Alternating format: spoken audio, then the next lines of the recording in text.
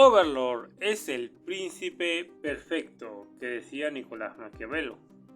Es el príncipe que Nicolás Maquiavelo en su libro El Príncipe decía que había que ser. Bueno, te preguntarás de qué carajo estoy hablando. Ya lo verás, pero un pasito a la vez. Primero, digamos que es Overlord. ¿Y qué es el libro del príncipe de Nicolás Maquiavelo?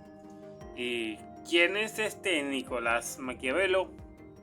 Que lo más seguro es que ya sepas de quién hablo. Tanto si ya ves anime o lees los libros que todo el mundo recomienda. Pero esto como me sirve para agregar minutos al video, ¿por qué no? Vamos a la sangre. ¿Qué es Overlord? Pues es un anime isekai para ser más específico. ¿Y qué es un anime isekai?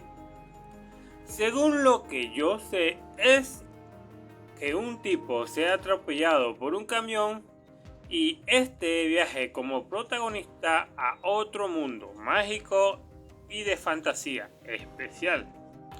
Según San Google, un isekai es un subgénero de fantasía y ciencia ficción japonesa que significa literalmente otro mundo.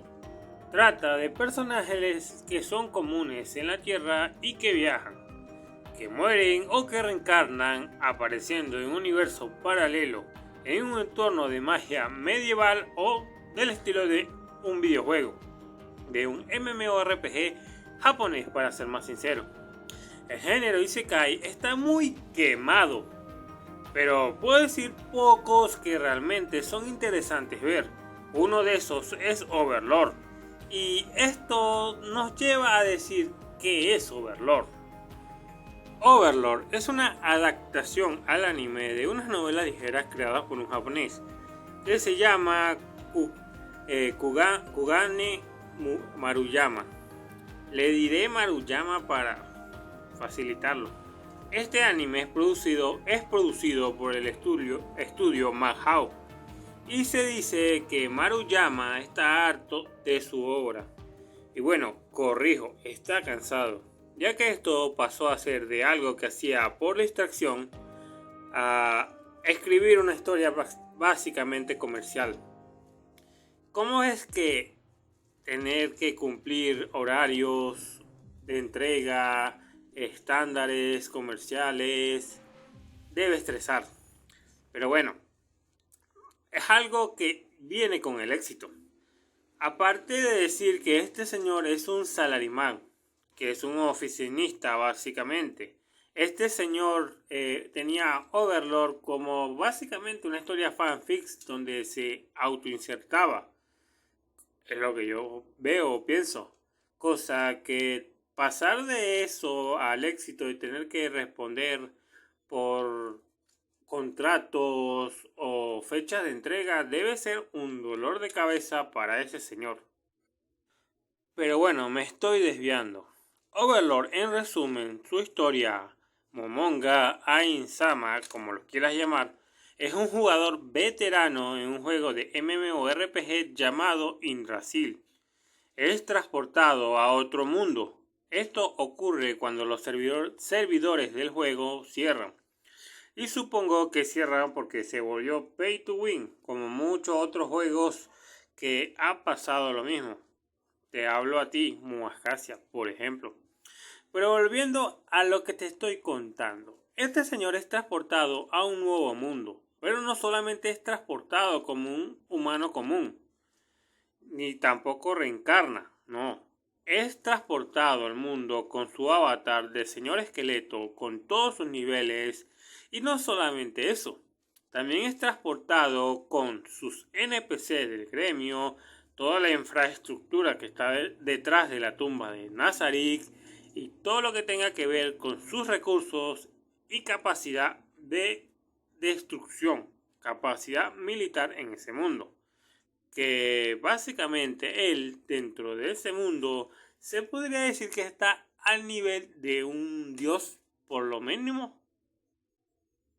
En resumidas cuentas, en muy resumidas cuentas, termina fundando su país, donde al ser uno muerto, me imagino que es inmortal y donde tendrá una tiranía eterna.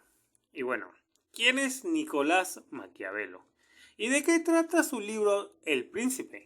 Pues Nicolás Maquiavelo fue diplomático, filósofo, político y un escritor italiano. En la época de las ciudades-estados en la Italia del Renacimiento. Algo curioso es que este sujeto fue amigo de Leonardo da Vinci y trabajaron juntos en proyectos de ingeniería militar. Pero a lo que respecta al libro del príncipe, fue escrito por Nicolás como una guía realista de cómo adquirir y mantener el poder, sobre todo el poder político. Esto en el contexto de una Italia fragmentada en crisis y conflictos militares. Y bueno, este libro fue hecho para Lorenzo II de Medici, gobernante de Florencia. El objetivo principal de esta dedicatoria era ganarse el favor de la familia Medici para lograr salir de su exilio y regresar a la vida política. Podemos decir que Nicolás Maquiavelo era un adulador cortesano, por lo menos. ¿No te ha pasado que empiezas a leer un libro y se lo comentas a alguien que estás leyendo ese libro y te parece una cosa interesante y esta persona te responde, sí, también lo he leído y lo conozco, como dice Maquiavelo, el fin justifica los medios, y te da una supuesta cita del libro? Es ahí cuando tú te das cuenta que la persona esa es un pendejo y que no se leyó el libro, porque si te lees el libro de Nicolás Maquiavelo, en ninguna parte está la frase de que el fin justifica los medios, porque no se lo leyó el idiota ese. Es decir, este es uno de los libros que se supone que recomiendan mucho en las escuelas de negocios, academias militares, etc., que muchos leen supuestamente. Pero te das cuenta que algunos que lo citan son mentirosos porque lo citan de una forma inadecuada, incorrecta, malinterpretando o sacándose las citas del culo, inventando. Otro libro que puedo decir que puede ser que tenga esa misma problemática, que también es muy conocido a voz popular, es el libro del arte de la guerra. Pero bueno, sigamos con el tema de Overlord. Una aclaración. De lo que hablaré son respecto al anime y algunas, creo que la película que salió del Reino Santo, por lo que respecta a lo que vi. Sé que en YouTube están las novelas ligeras como audiolibros y en internet seguro las consigo, pero de momento no me han llamado la atención suficiente para dedicarle el tiempo completo para ver completamente la historia. Tal vez en un futuro y se haga un análisis más concreto y exhaustivo de lo que se ve en esa historia respecto a lo que dice Nicolás Maquiavelo, hablando de lo que se ve en el libro. Aparte también hablaré en memoria de lo que vi en el anime, así que si hay cosas que me equivoco, por favor tenme paciencia. Este es un video de YouTube, no un trabajo de grado ni un trabajo pagado, así que no hay que volverse loco por errores. Y sí, hay unos puntos importantes que creo que definen lo que es ser un príncipe. Sobre todo lo que respecta a Overlord en comparación a lo que dice Nicolás Maquiavelo. Y son 3 puntos: el temor, la apariencia de virtud y el pragmatismo. En el temor es más seguro ser temido que amado, siempre y cuando se evite el odio absoluto, es decir, el temor más no el desprecio por tu gobierno. En el tema de la apariencia de virtud, el gobernante no necesita ser piadoso o honesto en realidad, pero sí al menos mostrar una imagen de virtud. Y respecto al pragmatismo, analizar a los seres humanos como son y no como deberían ser, aunque esta es una una cuestión un poco contradictoria con la mentalidad de Heinz o Al Gore. Pero puede ser que lo veamos en diferentes episodios si es que este video llega a tener éxito.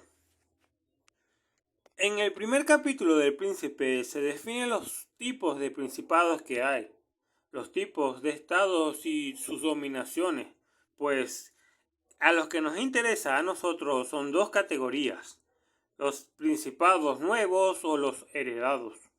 En el caso del huesazo, obviamente es un príncipe nuevo, o al menos su fundación como estado en el mundo nuevo es, valga la redundancia, nuevo. Pero también se podría decir que tiene algo de herencia, porque este sujeto llegó al mundo, al nuevo mundo, con todo su bagaje y capacidad de guerra anterior. Pero sigamos el tema. El príncipe puede obtener un estado nuevo, con armas ajenas o con las propias. Y cuando hablo de armas ajenas me refiero a mercenarios o otros estados que te apoyan. Para este caso el poder de Ain-sama es propio. En caso del Momonga, este güey llega al nuevo mundo con la capacidad militar de un imperio como mínimo. Así pues, podemos decir que las armas del Heinz o Al Gore son propias. No es necesario que dependa de armas que no sean propias, de mercenario o de otros países. Pero hay algo que comentaré antes que no lo he hecho ahora. Todo lo que respecta al reino del rey hechicero, como se le dice al país fundado por Heinz, está pensado por Albedo y Demiurgo, dos NPCs, dos subalternos, con el plan de una loquita, por cierto. Pero aún así, Heinz sigue siendo el jefe de estos dos loquitos y queda como el jefe maestro, el líder, el boss, etc. En el capítulo 4 del libro del príncipe podemos ver cosas interesantes que son aplicadas al esqueleto. Los principados conocidos son gobernados de uno o de otro de estos dos modos. El primero consiste en serlo por un príncipe asistido de otros individuos que, permaneciendo siempre súbditos bien humildes al lado suyo, son admitidos por gracia o concesión en clase de servidores solamente, para ayudarle a gobernar. En este caso es aplicable al huesudo. Pero veamos el segundo caso. En el segundo modo que se gobierna se compone de un príncipe asistido de varones que tiene su puesto en el estado no de la gracia del príncipe, sino de la antigüedad de su familia. Estos varones mismo tienen estados y gobernados que los reconocen por señores suyos y les dedican afecto naturalmente. El príncipe, en los primeros de estos estados en que gobierna, él con algunos ministros esclavos tienen más autoridad. Y vamos al análisis de Overlord, o lo que me parece de Overlord. En el nuevo mundo de Overlord vemos estos dos ejemplos. En este sentido, Ain-sama se puede decir que es un príncipe en este primer modo. Ahora, si vemos en el reino de Restis, vemos al rey y a sus nobles. Tanto es así que incluso en el reino de Restis los nobles son incluso hasta capaces de darle un golpe de estado al rey y derrocarlo. Son sus abanderados en la guerra.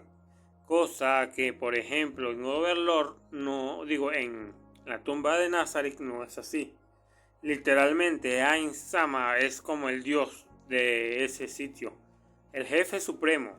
Su palabra es ley y autoridad absoluta. No veo como, si fuese lógica la historia, eventualmente habrían traiciones. Pero te estoy divagando. No veo como los subalternos de Ain-sama tengan la capacidad de gobernar sin tenerlo a él en cuenta. O, por decir de algún modo, todas las acciones que ellos manejan y piensan siempre es a través del objetivo de que Ain-sama sea el que gobierne. La fundación del gobierno de Ain-sama, o sea, del país del rey hechicero, esto lo vemos a finales de la cuarta temporada, la consolidación. Pero, si no mal no recuerdo, en la tercera temporada, a finales de la tercera temporada, este conquista su primer territorio, que es la ciudad de Rantel. Pero no solamente eso se ve en el tercera temporada. Pasó algo curioso, es que según tengo entendido en las novelas ligeras de Overlord, el conflicto que hay con el reino de Restis va de la mano con la historia que se ve en el Reino Santo. Y esos dos conflictos iniciados por la tumba de Nazarick van de la mano.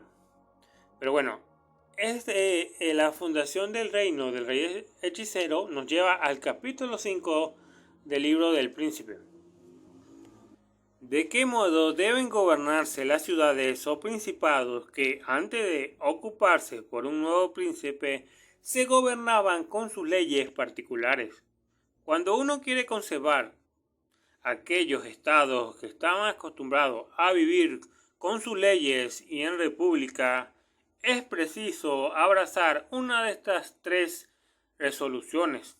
Debes o arruinarlos o vivir en ellos, o finalmente dejarlos a estos pueblos sus leyes, obligándolos a pagarte una contribución anual y creando en su país un tribunal en un corto número de ciudadanos o de personas que su fidelidad sea a ti.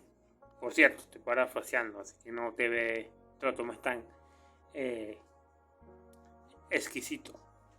Y esto es lo que hace el huesudo. Se va a vivir en un territorio conquistándolo y crea un gobierno directo. Y básicamente vuelve a la ciudad en la capital de su reino. Pero claro, esto genera cierto problema, que es obviamente la gente que al escuchar los rumores que viene semejante señor oscuro, se retira de la ciudad. Y esto seguramente hace que una gran parte de la población escape de la ciudad y genere diferentes problemas.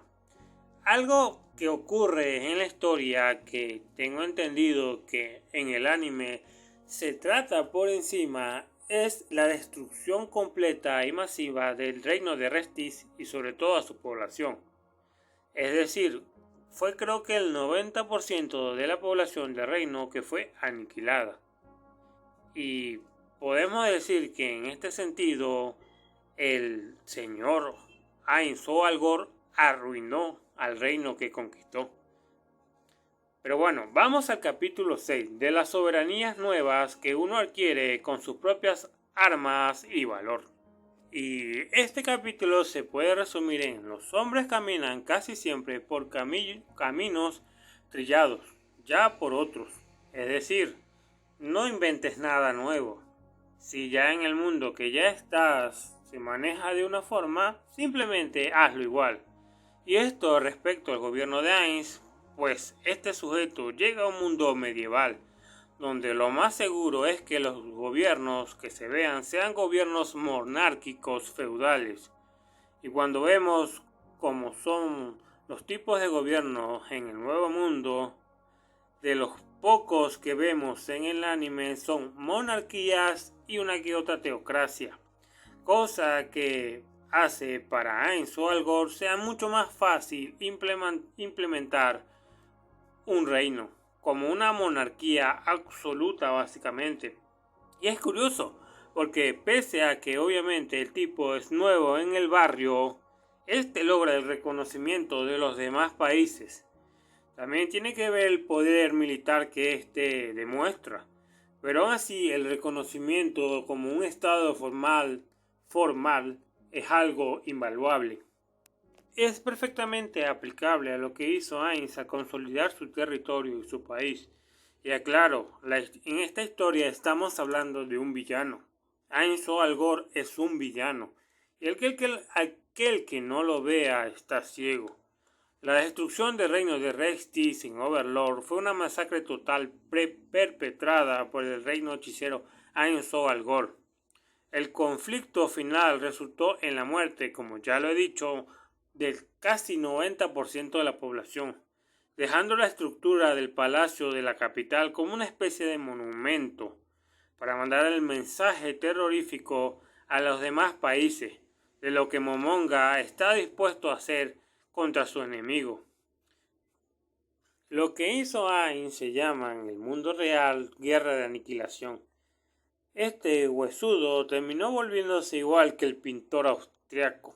Ojo, que se haga el desentendido de los planes no quita su peso y responsabilidad y culpa.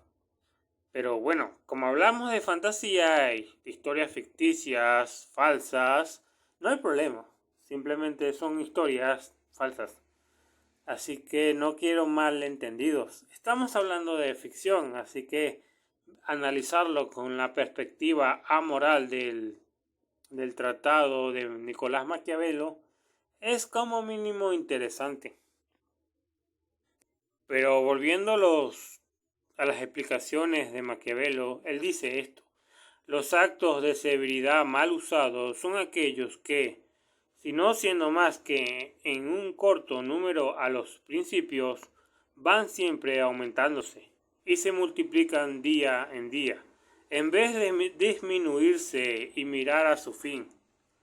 Los que abrazan en el principio método pueden, con los auxilios divinos y humanos, remediar la incertidumbre de su situación.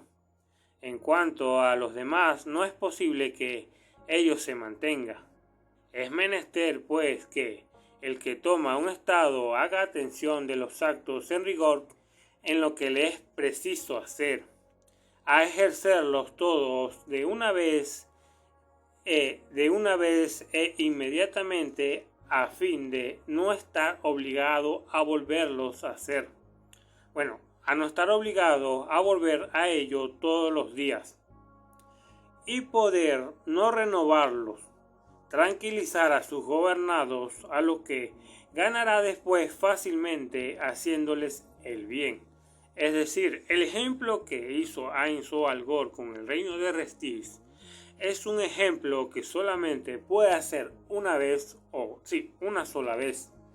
Algo que no se puede aplicar más de 2 veces o 3 veces debido a la severidad y el desastre que eso representa para todos los demás países. El solo hacerlo una sola vez en un acto de guerra donde supuestamente se justificaba el acto de la guerra total, esto terminaría dando una especie de legitimidad. Pero hasta ahí, el replicar esas monstruosidades o actos malvados, lo único que puede generar es un rechazo y lo que sería una coordinación para su destrucción. Bueno, creo que dejaré esto acá. Hay muchos más puntos.